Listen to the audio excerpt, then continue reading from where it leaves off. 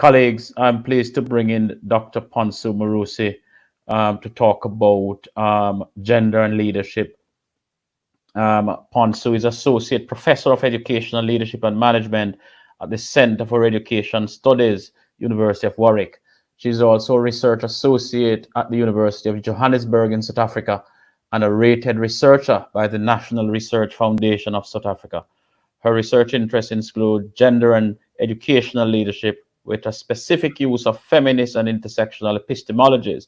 Ponsu is a member of BELMAS Council, BELMAS being the British Educational Leadership Management Administration Society, and she co-convenes the Gender and Educational Leadership Research Interest Group. She's also interested in issues concerning educational leadership preparation and development and identity development, and she researches leadership in South Africa and in the UK context. Ladies and gentlemen, colleagues all, Dr. Ponsu Marusi. Thank you. Thank you very much, Paul, for the introduction. And thank you again for creating this space, giving us another platform where we can have conversations about our field. And I imagine that these are not always going to be comfortable conversations. But that nonetheless, there will be conversations that are constructive and conversations that we need to get going. So in thinking about this talk today, I'm actually grateful that I was quite at the end, and I think this has worked out exactly as I had anticipated, that the groundwork has already been done for me, in that people already understand what the nature of inequities are. And so I really don't need to go over any of those. And my presentation is a little bit different from the others in the sense that, one, I don't have slides. So I hope that you are looking at something presentable, whatever it is that you are seeing, I don't know.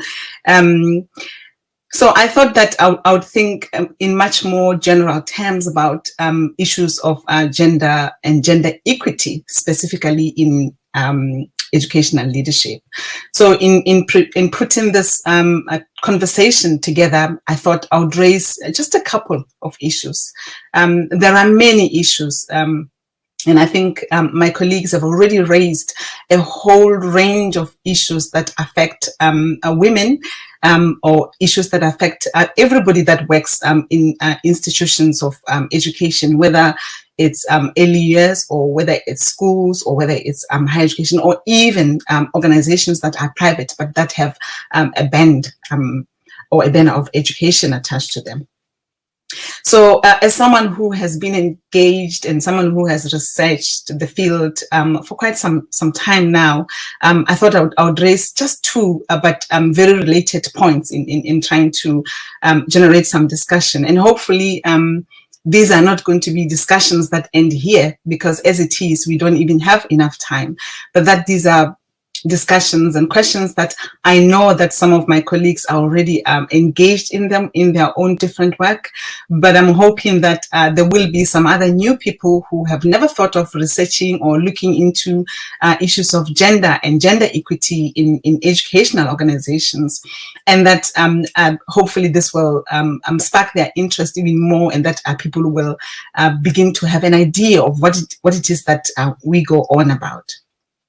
So the 2 points that I'm going to base this talk on, one is how we have been defining gender and therefore gender equity in the past 4 or 5 decades since the beginning of the field. And how, therefore, as a result of the way we have been defining gender, we have done research, and what that research has led to or has not led to. And then hopefully I will end with what I suggest, which is certainly not the way, but just one of the ways in which things could be done differently in a way that could begin to have some difference, I think.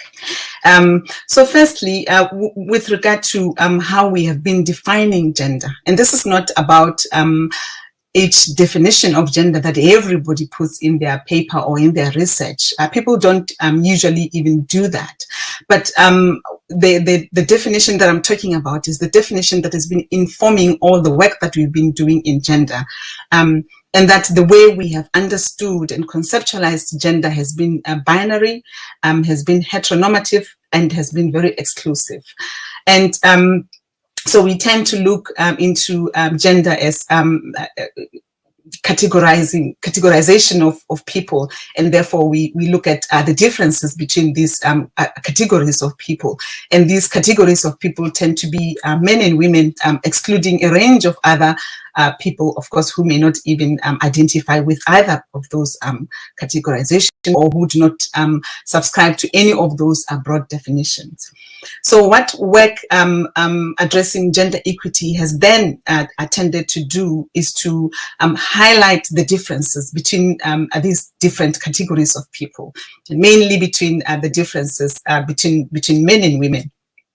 And so strategies of gender equity would be based on the assumption that what women lack in order for them to perhaps be equally represented, or compete with men at the same level with men, would just be for them to get the right level of skills and build enough confidence, and a whole range of things that I hope that many of the people who are listening may already have an inkling into. And what that then does is to ignore a whole range of power systems that affect the lives and the work of these women. And these are systems of patriarchy, systems of colonialism, systems of apartheid, and how the intricate nature of these systems continuously affect or inform the way organizations work, the way organizations are arranged, and the way cultures of organizations develop. And it is those structures within organizations and those cultures within organizations that I argue continue affecting women, more than the fact that women would be regarded as not having confidence, or not having the necessary training. So what these a narrow definition again tend to do is to homogenize these women, and by so doing they fail to see and acknowledge the differences between the women themselves. And so strategies of gender equity in this sense again would not only exclude men, which is ironic, and given the fact that it is men and women, whichever way you look at it, it's people of different orientations, different genders, different backgrounds who work within educational institutions and educational organizations. But what strategies that address gender equity that are informed by these binary and these heteronormative and these exclusive definitions of gender tend to do is that they would not only exclude men, but they would also lump all these women together. And this would be women of different races. And a lot of experiences about Black women has already been alluded by the work of Denise and others. And women of different sexualities, women of different abilities and disabilities. And what then happens is that focusing more on these individuals who are different, but addressing them through a lot of the time with a blanket approach that just looks at them because they happen to be falling under the category of women, and therefore ignoring the differences between this or among these women themselves. And obviously, people who are gender non-conformist, who are not identifying with either of those groups, also tend to be excluded. So, and I don't want to sound all doom and gloom, that those strategies or interventions of gender equity that are informed by those kinds of definitions have not worked. There has been some progress and there has been some differences. And these has been differences that focusing more on the number of women who get into leadership positions.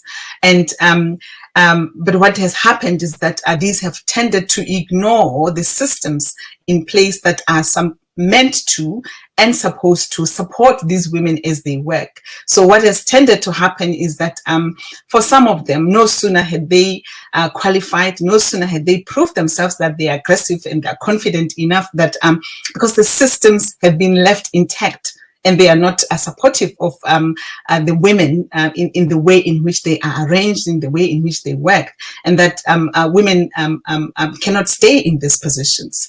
And that does not only sabotage those women who are in those positions, it sabotages women who are aspiring to get into those positions, but also the young people that all of us are aiming to inspire and serve as role models for, which is learners in schools, and even young women and men and students in higher education institutions. And that very much links to the next point, which is what my colleagues have already spoken to, which is the underrepresentation of women. And this is my second point.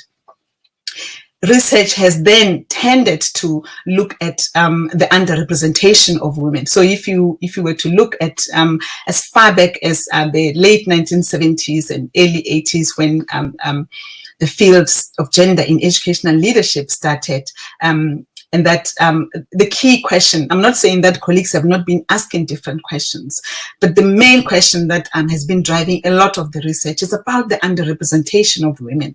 And then again, that is one question that has made all of us, or the majority of us, focus on getting the women into occupying these positions of leadership, and ignoring the rest of everything else that make that work. And so what has happened is that the progress that we make, sometimes we regress on it, because no sooner had appointments been made, some gaps are created, because as women just find it difficult to stay, as I've already said. And I came across what I thought was an interesting BBC story of Yvonne Connolly, a Jamaican woman who came from Jamaica to England in 1963 as a supply teacher, and she then went on to become the first Black female head teacher in England in 1969. And I thought it was interesting that some of the reactions that Mrs. Connolly received in her first, one of her first experiences were when she was telling people that at the education office, telling people that she's here because she's looking for opportunities to work as a supply teacher, and people would look at her and comment, "But oh, you are Black," as if she didn't know. But what struck me was that what she experienced 50 years ago, it is still what many of the people are still experiencing. Many of the Black women and even sometimes the Black men are still experiencing now. And that goes to show that the point that I made about clumping people together and interventions that are not looking specifically at who the people are who work within which organizations. And I thought that one of the things that have been positive raised by the sad and unfortunate killing of George Floyd, and therefore the activities of the Black Lives Matter movement, is that people have shared so many of their individual anecdotes, stories about racism, and how that racism perhaps interacts with sexism and a whole range of other things. And it is those individual stories and anecdotes that we really look to share in the work that we do. But perhaps the mode of sharing them doesn't get us far, because I can publish an article on interviewing 3 or 5 women head teachers, but where is that going to go? And what policy is that going to influence? And what institutional practice is that going to change? But the point I wanted to make about Mrs. Connolly's story was that she became the first Black female head teacher in London in 1969. And I was just amazed at how 50 years down the line, very little has changed. Little has changed in terms of the very representation that has been spoken about, but also in terms of the experiences that some of the Black women are being subjected to in their attempt to look for these kinds of employment. And so the fact that women are still underrepresented, I mean, that head teachers, black female head teachers account for less than 0.3%, I think that was the last I checked. And that when it comes to universities, black female leaders are almost non-existent. That's how small the numbers are. So I thought that I would summarize, I would end by suggesting that perhaps we need to look into this whole question of gender inequity in a different way. And my input is that because we've been asking so much about underrepresentation of women, perhaps we need to move away from that. And because that has tended to address more the equality question rather than the very crucial equity question that this forum is hoping to address. So, and I observed that in colleagues of mine have also observed that in all these years, some of the interventions and some of the strategies would include programs that tend to develop women. There would be programs like Athena Swan, there would be the Aurora, there would be the Women Ed, different kinds of initiatives that attempt to get women ready and prepare women and get them ready for occupying these positions. But as I've already alluded, what that tends to do is that it focuses more on the women and completely ignores the systems within which these women work. So when they go into these organizations, people's mindsets have not changed. People's attitudes have not changed. The cultures of work have not changed. And so no sooner had they been appointed there, they are battling with the very same things that make it even more unpalatable and unattractive for other younger women to get into those positions. And that is why the whole representation just keeps on are going on and on and on, and it feels like we are not making any progress at all as far as addressing gender equity or equality is concerned. So I really thought I would end it there with a suggestion that perhaps we need to look into organizations. Perhaps we need to be researching organizations and looking at where are these schools located? Where are these universities located? Who are the people, who are the stakeholders, who are the people who work in these organizations? What are the cultures of work? What are the work arrangements? What are the policies? What are the other social practices within these organizations? And I know that what I'm suggesting is it's not something that can be achieved overnight. It's a lot of work. And I mean, if I can do a study interviewing 89 women school principals and not be able to go anywhere with regard to changing or contributing towards the change of policy with regard to that, how much more can I get with regard to researching one school? But what I'm suggesting is not a big policy moves, because I think there's another conversation that I think needs to be had, and that one is about the gap between what we do as researchers and academics and what policymakers do, and how that gap can be narrowed so that what we do seems to be feeding into policy and changing and influencing practice in some ways. So what I'm suggesting is that if we change the focus slightly, not stop completely, but if we focus our efforts into looking more into these organizations, that perhaps that the small changes, what some of my colleagues have referred to as small wins, some of the small changes that can happen within any one individual organization could be a step in the right direction. So if a change is made within a school, because the school has worked together with the practitioners and the academics and everyone involved to try and understand what are we about as a school, what are we about as a department, what are we about as an organization, and try and look into where would we like to go in terms of being more inclusive and in terms of being more accommodating to everyone that we think we represent. I'm going to end there. Thank you very much, Ponso. This is inspiring, as you see in the chat, people giving you lots of plaudits and so on. Because we are so pressed for time, I'm just going to ask you one quick question. And somebody here, Charmaine Roach, has asked, how do we work on system level change?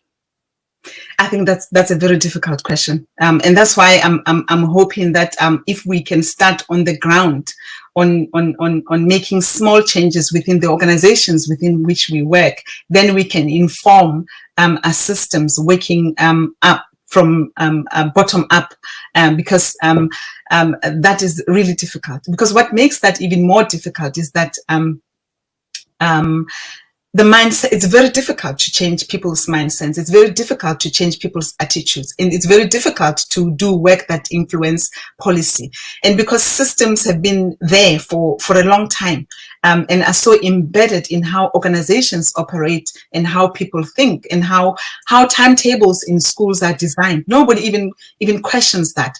How meetings are arranged within schools. And I think with the work in intersectionality, there's beginning to be different ways of looking at things and how the work affects different people who work within institutions. But I'm suggesting a kind of a bottom-up approach that would hopefully affect and address or influence systems. Thank you. What I'm hearing from all four presentations is that institutions reinforces inequity, and it is the policies and the practices and the behaviors of those institutions. And I think I'm just going to invite each of the presenters to respond. If you had something to say to an educational leader from nursery to university listening in, who is saying, you know, I want to change something in respect of, you know, the matters that you described in your presentation, or in the case of Denise in the children and young people services, what would be that one thing? This is almost like your 1 minute opportunity to contribute to solution. Let us assume that we have all of these, you know, leaders listening, and they are coming to you. What would be that one thing that you could tell them? Asima.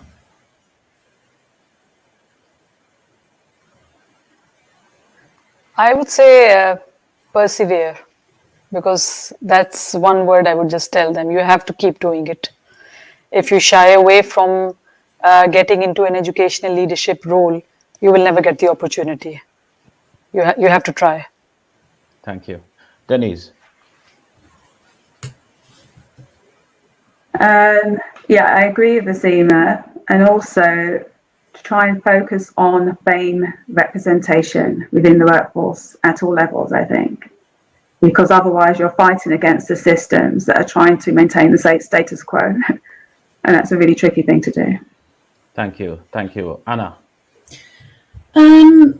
Well, as a new head of department, you know, there's a huge amount of things to deal with. And so I've decided to really focus on one thing, which I think will carry everything else through: recovery from COVID, recruiting our students, making people feel safe, inclusion. And that is to frame everything I do around inclusion and social justice. It's not a bolt-on, it's a driver for change. Brilliant, brilliant. Thank you very much. Ponsu, back to you.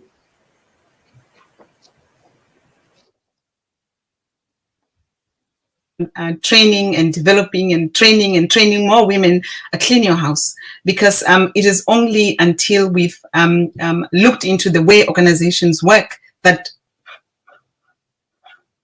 we will be able to, I thought I was on mute, sorry, that we will be able to, I think, get some way into getting everybody see, because at the end of the day, this ends up being certain people's responsibility. It's women who research gender issues, because the understanding has been women is gender, when it shouldn't be like that. So clean your house would be my message. Absolutely, absolutely, and thank you very much. Excellent food for thought, and some really useful suggestions there coming through.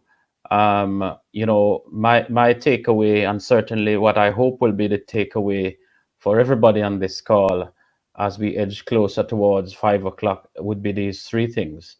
One, there is no hierarchy of equality or equity. And it's really ever so important for us to think, you know, that we have to work towards collective equity in our education systems and in our policies and in our practices and in our curricula and in our behaviors and attitudes and so on. And the second point, which also came out of Anna's presentation, is that about usualizing diversity or normalizing certain difficult conversations around diversity and inclusion. Those conversations can be very difficult sometimes, but very, very important so that everybody can become comfortable over time. But for now, we should become uncomfortable, or for now, we should become comfortable in being uncomfortable. But these are conversations that we need to have until we get to the space where we can usualize or normalize diversity. And I think that is absolutely important. And the third thing I would like to say, as part of the cleaning the house narrative, is that equity is now. We have endured, and I use a collective we, all marginalized peoples, you know, generations of inequity, generations of abuse.